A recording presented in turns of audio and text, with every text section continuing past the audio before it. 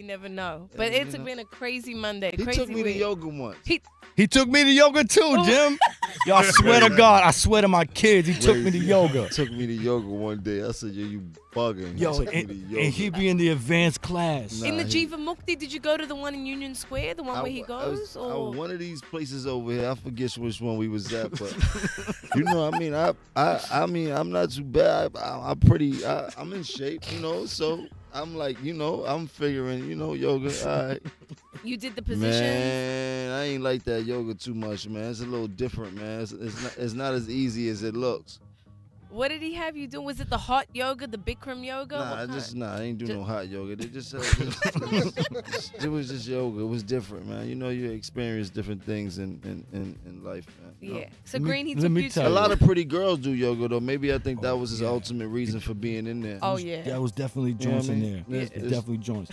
Yo, he had me in there. We was working on a situation, and he was like, yo, come to yoga with me. I'm looking at my man like, yo, you coming with me. Fuck that. We all going to yoga. If I got to go to yoga, you going to yoga. Shout to Big J. Yo, my man was like 300 pounds. And yo, he just had us in that. Yo, I swear Russ is a good man. Though. He's smart, man. He's helped a lot of people, man. I think that's the weeding out process. If you could survive the one yoga joint, your idea is golden. Yeah, you definitely. He could have done a whole reality show on that too, like bringing random rappers and DJs to yoga and seeing who could handle it. Uncle Russ with the yoga. Before we go, let's talk about this Dipset movie. Of course. That we've been hearing so and much this album. about. And this album. Come on, damn. Look at the movie. The movie's gonna be good. I mean, you know, we had a couple meetings, and me and Cam and Zeke and Joel sitting down. But the process is everybody writing down the most memorable moments inside of Diplomat history, both the good and the bad, and how we managed to be in the midst of a transition in a period of time where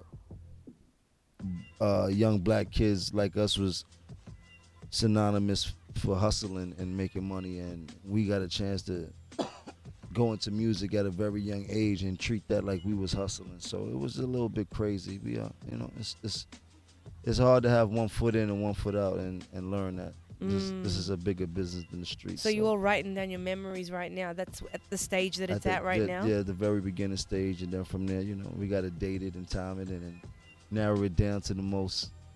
It's like an action flick, man. Like, you know, it's so many things that we could go through that people, if people could Google us and states and newspapers and front page and just a lot, man. You know what I mean? We blessed to still be here and dodging a lot of things. So, you know, it feels good every day to wake up and know that I don't have to want for nothing or have no bosses to answer to. I mean, but at the end of the day, we all have somebody to answer to, but you know what I'm trying to talk about. Yeah. You know what I mean? And the album too, right? You said the album's coming out. What's the status on the album? Talk about this album. Come on, Jim. We need this album. Green is so hyped about this album. It's a grinding process. I think me and Killer's Flyboy album will come out right before the Diplomat album. But what's that all about? Flyboy album. It's an album that we set out to do years ago when we first started the Diplomat movement, and we was setting up the different albums that we were doing on the Diplomat records, and Joel's and Cam started going platinum and all that. And me and Cam was like, we're gonna do a Flyboy album. You know, we call ourselves the Fly Boys. I think I'm pretty fly.